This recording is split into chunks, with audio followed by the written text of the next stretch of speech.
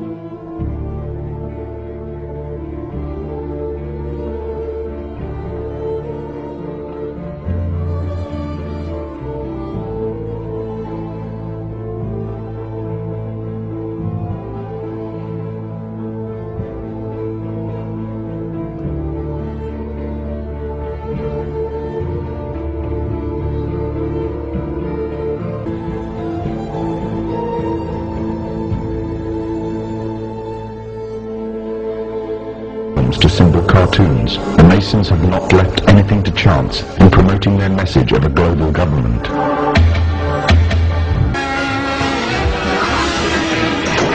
So what exactly is the Simpsons teaching us and our children? There are many lessons being programmed into us.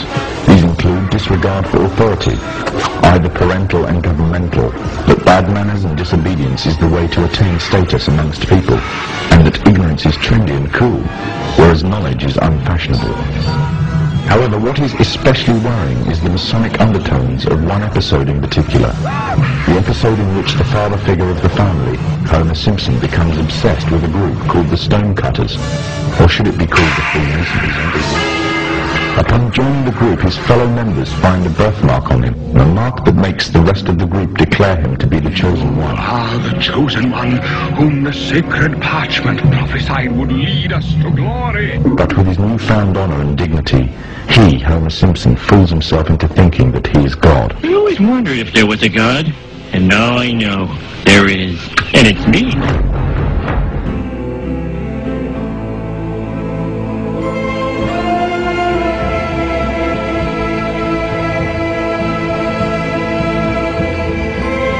Some may dismiss it as nothing more than a children's cartoon, a bit of harmless fun.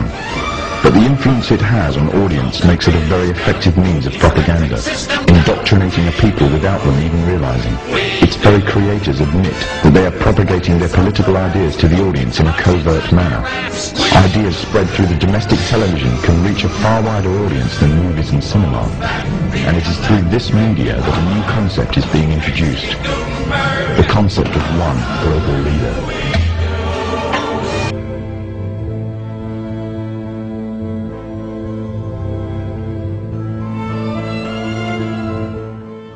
Story of two soldiers that journey to a country on the edge of India, a country that was once rumoured to contain great riches, that once belonged to Alexander the Great.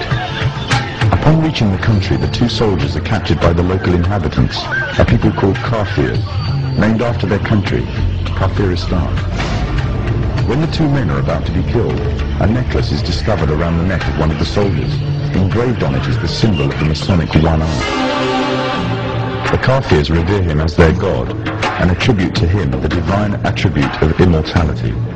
The man himself first regards himself as a king, and then in his newfound power begins to regard himself really as being a god.